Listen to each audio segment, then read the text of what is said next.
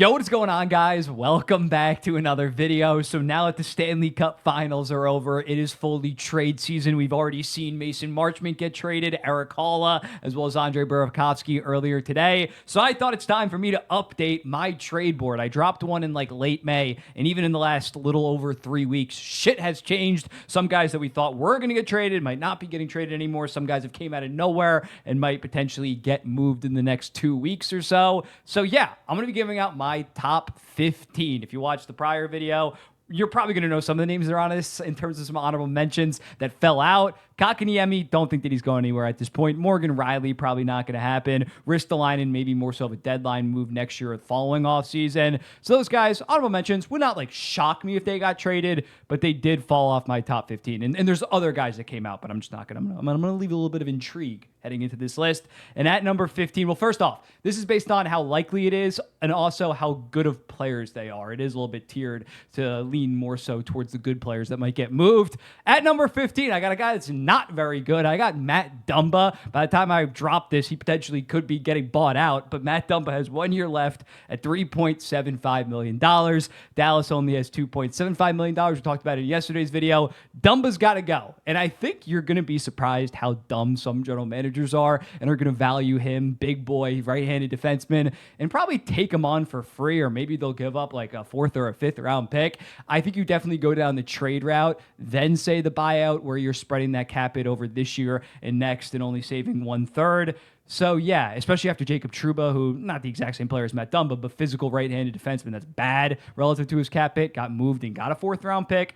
People are going to lose their minds for Matt Dumba when the return is maybe even a team that takes him on, gets absolutely nothing, and maybe even gives up stuff. Number 14, Jonathan Marchessault. When looking at it, there's a lot of rumors right now that he might be available, considering the fact he's only making $5.5 million and was pretty productive this year with 56 points, as well as being a notable playoff riser. Of course, has that Conn Smythe back in 2023. There is some serious risk because he's 34 years old, but now that we continue to see the unrestricted free agency market just continue to get worse, you might convince yourself. Marchessault, only 4 seasons at this point. I think the next 2 years he should be worth at least 5.5. This year is probably closer to 6.5 than 5.5. So I think teams might potentially give up a little something for Jonathan Marchessault, and the Nashville Predators definitely should be looking at potentially trading Jonathan Marchessault and think more about the future. 13th, Machelli. I think that he might just be in some package for a bigger deal for the Utah Hockey Club, considering he went all the way down from 16 minutes a night to 13.44 and only had 18 points in 55 games.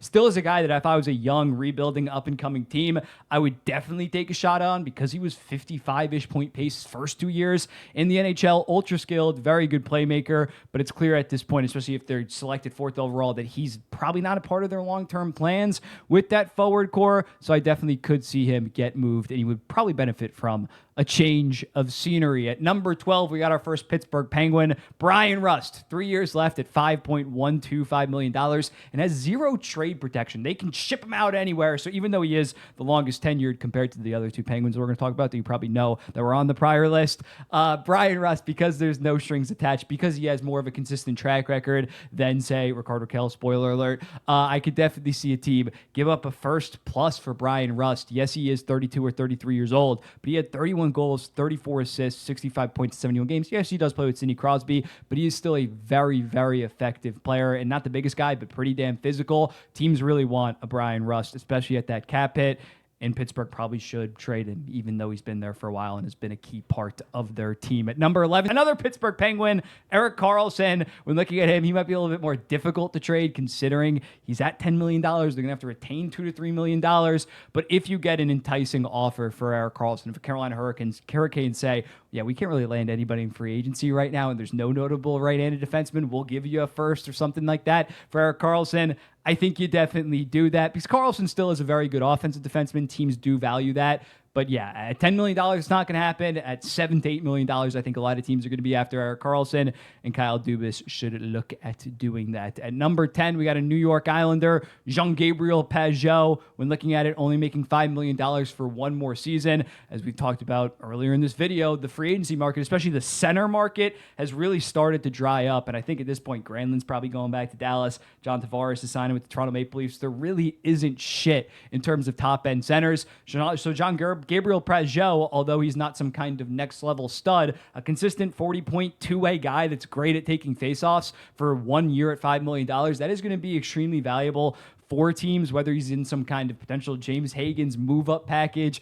or they just trade him for an early second or a late first-round pick. I think Darsh should do that, especially with blanking on his name, Cal Ritchie. Wow, how am I blanking on that? But Cal Ritchie should be at the NHL level. It should probably take up that third center role. I think John Gabriel Pageau should get traded by my New York Islanders. At number 9, we're finishing off the Pittsburgh Penguins. We're looking at Rickard Rakell and looking at him 3 years, $5 million left, 35 goals, 35 assists, 70 points this season. That's amazing. That is absolutely amazing. Now, he hasn't been as consistent as, say, a Brian Rust last year. He was like half a point per game or something like that. But I think he would get like a Brock Nelson kind of return, a first and a good prospect, just considering what he brings from a goal-scoring perspective. And teams that miss on Mitch Marner and miss on Nikolai Ehlers probably will be very aggressive. And Dubas has less of an obligation to Rakell because he's been there for much shorter than compared to a Brian Rust. So he might be a little bit more expendable. Crosby's not going to be up in arms if they trade him. That's why Rakell is my highest-ranked Pittsburgh Penguin. At number 8, Evander Kane. After a brutal Stanley Cup Finals, considering the fact that he has one more year at $5.125 million,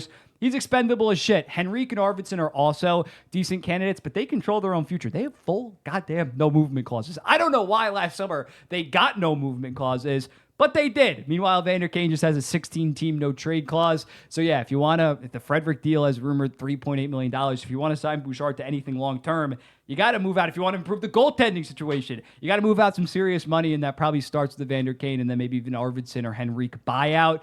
But, yeah, Evander Kane actively hurt this team in the Stanley Cup Finals, so he might be the one to go. And someone would bet on him considering what he's done in prior regular seasons and his physicality. At a 1-year deal at $5.125 million. JJ Peterka checks in at number 7.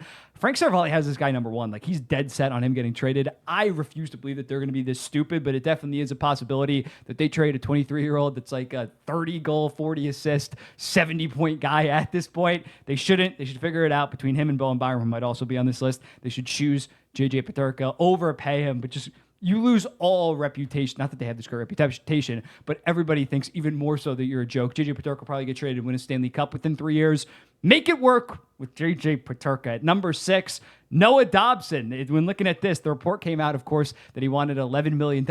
I've only heard like $10-ish million, low 10s, so I don't really buy that. But even low 10s is absolutely ridiculous for a guy that's coming off the season where he was just half a point per game. Yes, he has that 70-point season in 2023, 2024, but at this point, if he doesn't lower his ask, Matthew Darsh should definitely trade his ass, especially potentially for a James Hagens, and go more so in the young route. Not saying Noah Dobson can't potentially be worth $10 million in a couple of years, especially with the salary cap going up, but you should not cave on these demands considering the season that he had, and any team is going to be all over him if they think they can sign him to $9.5, $10 million, but some teams don't have a potential franchise defenseman coming in or a young franchise defenseman like the New York Islanders with Matthew Schaefer probably getting drafted by the Islanders. So they also have that luxury to tell Noah Dobson, yeah, we're just going to trade you for future assets or more so younger forwards or something like that. So yeah, Noah Dobson, I didn't believe in the hype 3 to 4 weeks ago. I'm starting to believe in it. And I think based on reports that we're hearing at this point, I'd say it's like 50-50 that he ends up getting traded. It's a real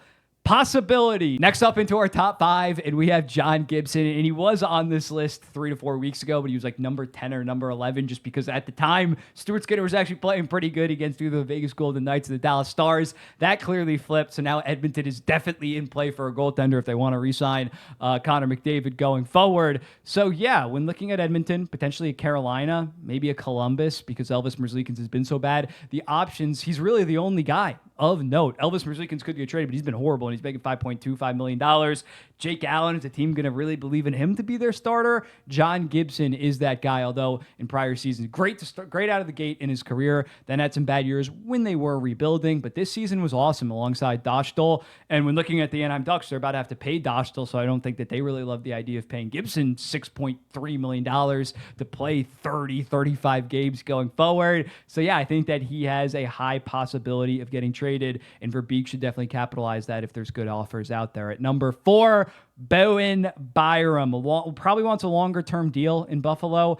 They're not willing to give it to him, kind of rightfully so, considering they have Power and Dahlin locked up. So I think you potentially look at him trading him. If you can get a good right-handed defenseman that's maybe a better team fit than Byram. Not saying Byram's a bad player. A team would definitely take a chance on him because of the tools that he has shown, especially back in Colorado. But yeah, at this point, just not a good fit in Buffalo, and he's never going to reach his full potential in Buffalo. There was reports early on in the season that he wanted to be a true number one. That ain't happening in Buffalo, so I could definitely see a divorce, and I wouldn't hate the idea. Compared to Peterka, I'd hate if they trade Peterka, but Bowen Byram would make sense, especially if the return was maybe for a less flashy player, but more effective right-handed defenseman, or just a depth forward. They need a lot in Buffalo, so beggars can't be choosers at this point. At number 3, Rasmus Andersson. A report came out from Elliot Friedman suggesting that a trade might happen. We heard previous reports that it was looking like they were leaning more so towards extending him, which I hate, than trading him. But Elliot Friedman's 32 thoughts gave Flames fans hope that he was going to get traded. And I think you got to trade him this summer, considering this season he was pretty bad. The prior 3 years, very good top pair defenseman and right-handed, which teams are going to be salivating over this summer, especially if Aaron Ekblad resigns. But yeah, he only had 31 points and was a minus 38. Meanwhile, Mackenzie Weegar was up plus 16. So I don't like plus minus, but it's that start between your two defensemen. He has 1 year left at $4.55 million. His extension would kick in when he's 29 years old. Trade his ass. Think about the future. Move on from Rasmus Andersson. At number 2, Marco Rossi. When looking at the Minnesota Wild, they are continuing to play the field for Marco Rossi, who has the best offer, more so of a roster player and maybe a young prospect, or a pick. They denied apparently the 15th overall selection from the Vancouver Canucks. They didn't want a first-round pick from the Philadelphia Flyers. They're looking to trade him. I understand it if they do get a legit second-line center that's maybe a little bit older and definitely costs a decent amount, an immediate upgrade. But at this point, yeah, it seems like this relationship's kind of going to shit, and he will get traded. Keandre Miller, though, is my number 1. Everything that I've heard and read, this guy's getting traded. When looking at it, they're trying to go after a guy like Vladislav Gavrikov, who I do think would be a decent upgrade over Keandre Miller, at least in the next 2 to 3 years. And in order to do that, you got to move off Keandre Miller. Miller, rightfully so, wants a more longer-term deal at $6-7 million, considering he's been playing 21 to 22 minutes a night the last 3 years as a 23 through 25-year-old. This seems like it's going to happen because you can't win right now, at least with Miller as your number 2 defenseman, and the rest of the defense core is pretty shit. So move off Miller. He is most likely, he's like the biggest lock, rightfully so. He's number 1 in my opinion. Well, Dumba's the biggest lock to potentially move teams, but I think Keandre Miller is getting traded, and I think a younger team would be smart to potentially invest in Keandre Miller, give him that 6x6 where he only has to be your number 3 defenseman going forward in your rebuild retool. So yeah, Keandre Miller checks in at number 1. Number 1, Keandre Miller. Number 2, Marco Rossi. Number 3, Rasmus Andersson. Bowen Byram at number 4. John Gibson, number 5. Noah Dobson, number 6. JJ Peterka, number 7. Please don't trade him. Number 8, Evander Kane. Number 9, Rickard Rakell. Number 10, Jean-Gabriel Pageau. Number 11, Erik Karlsson. Number 12, Brian Rust. Number 13, Matthias Machelli. 14, Jonathan Marchessault. And 15, Matt Dumba. Let me know in the comments, what do you think about this trade board? Who would you move up? Who would you move down? Who would you put on? Who would you take off? I'll be seeing the next one. Peace.